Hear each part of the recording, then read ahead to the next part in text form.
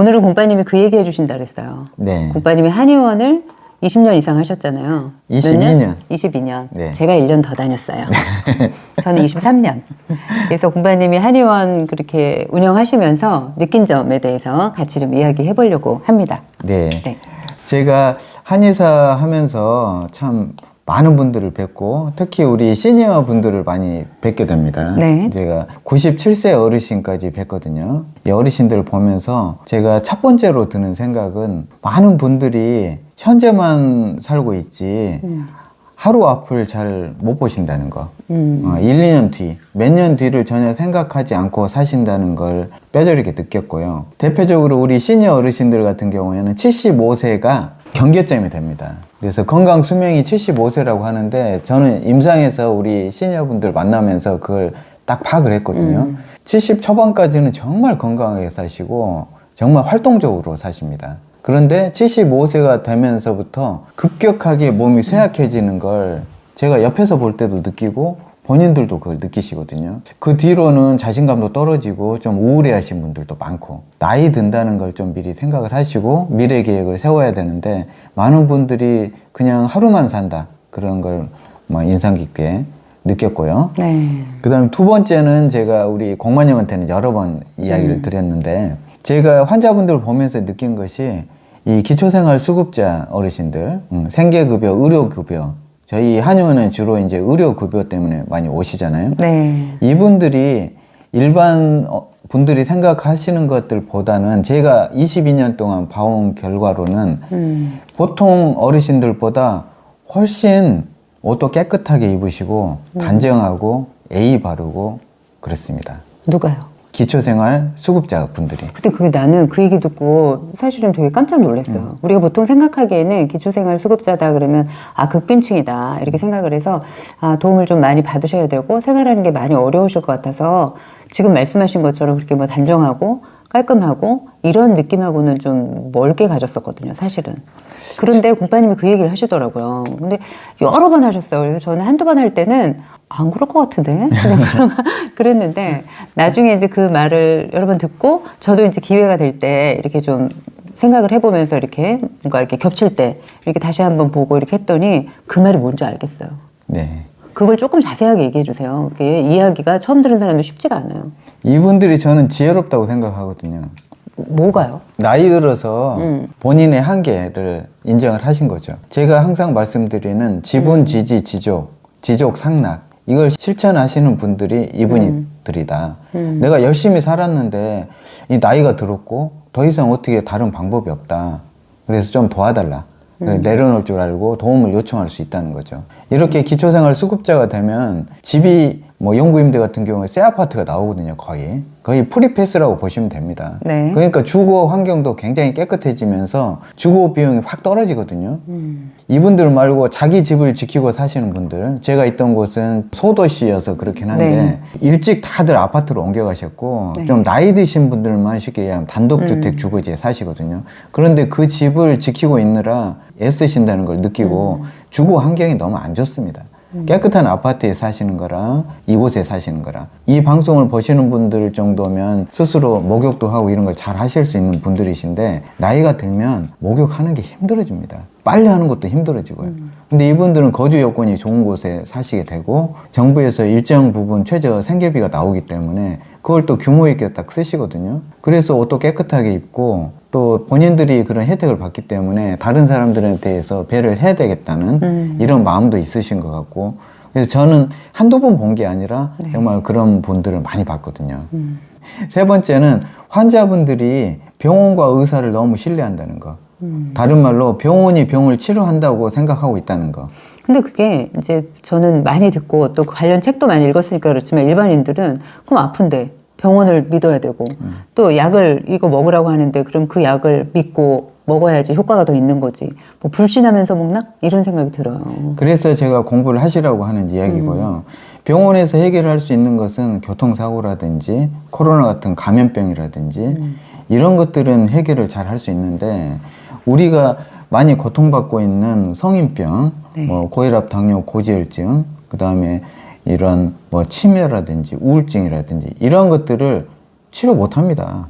그냥 증상을 조절하고 있을 뿐이죠. 자기가 아프면은 병원이 다 해결할 거로 생각하기 때문에 실상은 본인들이 해야 될 걸 안 한다는 느낌이죠. 그때 이제 그 의사 선생님들도 공파님도 겸손하잖아요. 겸손하고 이제 그러긴 한데 저도 아파서 갔을 때는 이렇게 사이비처럼 일반 사이비들이 하듯이 딱 호언장담을 해주고 그리고 내가 확실하게 낫게 해주겠다. 네. 막 이렇게 딱 이렇게 뭔가 이렇게 자신 있게 해주시는 의사 선생님한테 더 의지하고 싶잖아요. 솔직히 내가 약해졌으니까. 그런데 제가 이렇게 보면서 공파님은 늘 겸손하고 약에 의존하면 안 된다. 그리고 이제 다시 이렇게 되돌아보게 하고 이제 이런 스타일이잖아요. 그래갖고 돈 벌겠나? 이런 생각이 가끔 들었었어요. 예를 들면 양심 있는 의사들은 좀 실력 없다고 소외되는 게 이런 로컬입니다. 왜냐하면은 이 약을 세게 쓰면 안 되거든요. 세게 쓰면 나중에 정말 정작 필요할 때 쓰기가 힘들어집니다. 네. 그런데 환자들은 어떤 의사를 좋아하냐면은 약 세게 써서 뭔가를 확 그런 느낌을 주는 그렇지. 의사들. 맞아. 근데 그것은 그게 모르겠어요. 굉장히 위험한 거죠. 병원 경영하는 데는 도움이 될 수 있을지 모르겠지만 환자 몸에는 좋지가 않죠.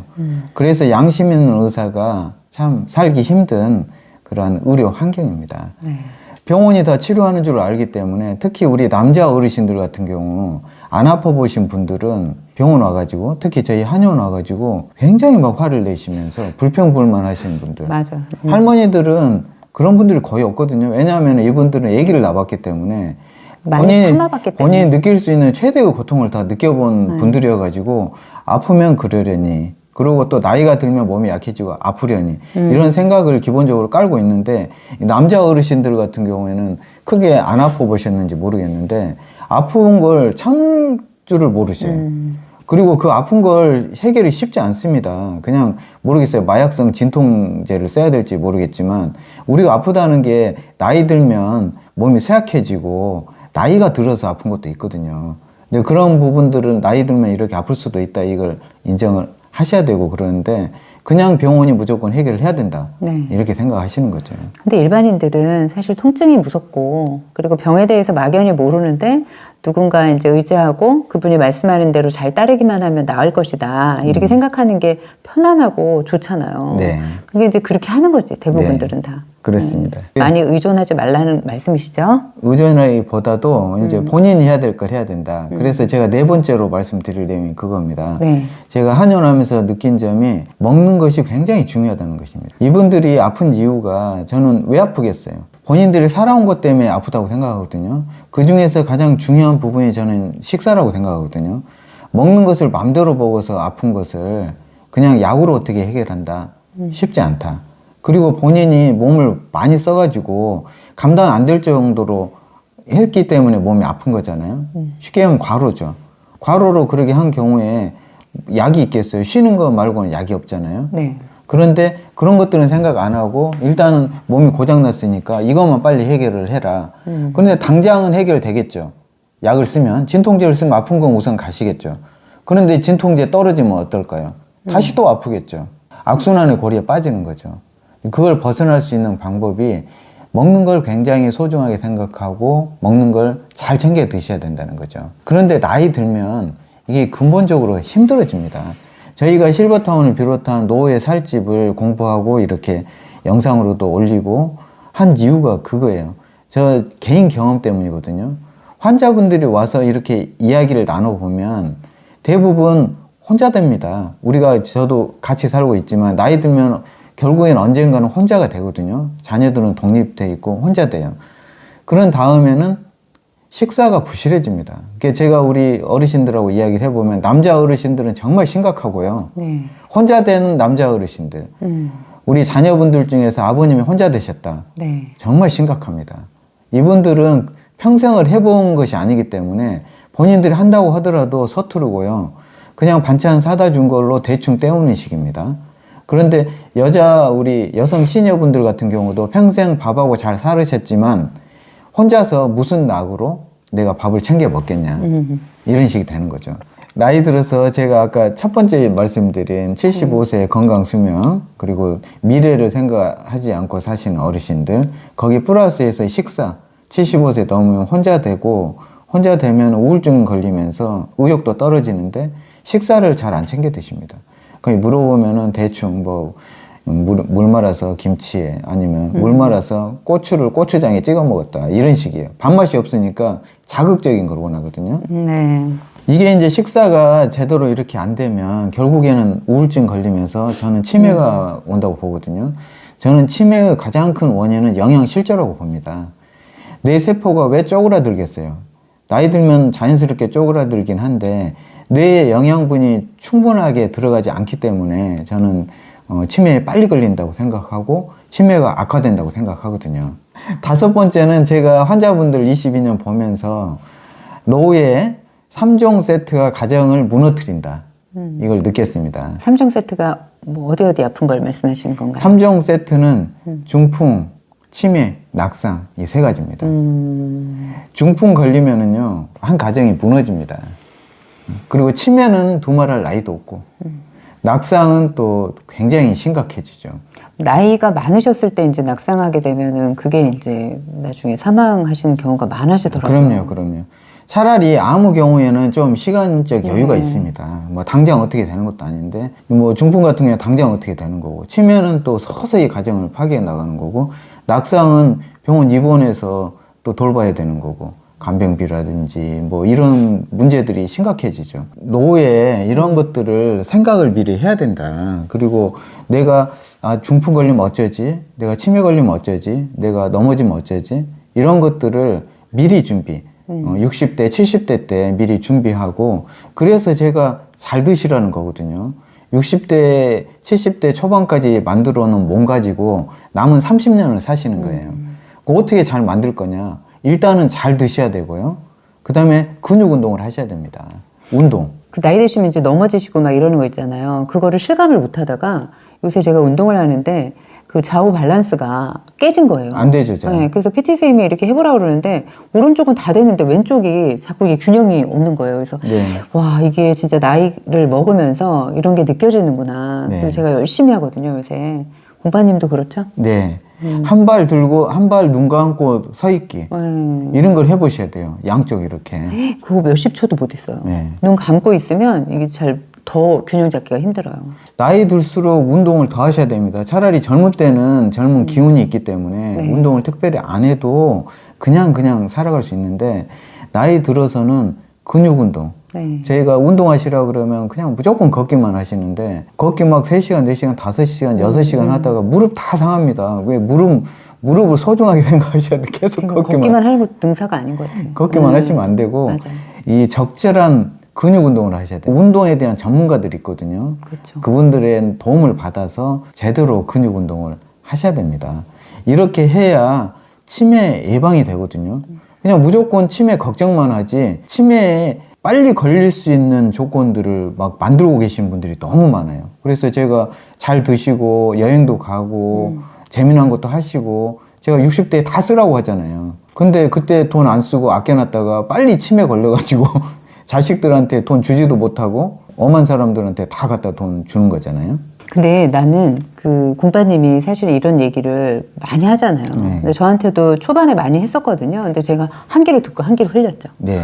아유, 또 잔소리가 시작이 되나 보다. 이제 이러고, 특히 저희 애들도 이제 귀에서 피가 난다고 막 그래요. 그러고, 우리 아들, 식탁에 딱 앉아있으면 발이 한 발 빠져 있어. 이렇게 도망갈 준비하고. 네.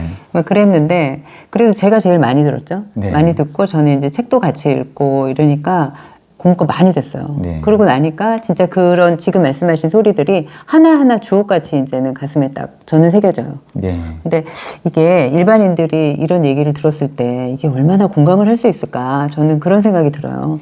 아니, 저 그건- 초창기 네. 때 생각하면 되니까. 공감이 안 된다는 걸 제가 우리 실버타운 만든다고 컨설팅 온 친구들하고 대화를 해보면서 많이 느꼈거든요. 맞아요. 이 친구들이 제가 실버타운에 공부하게 되고 실버타운을 추천하는 이후에 저는 90%가 식사 때문이다.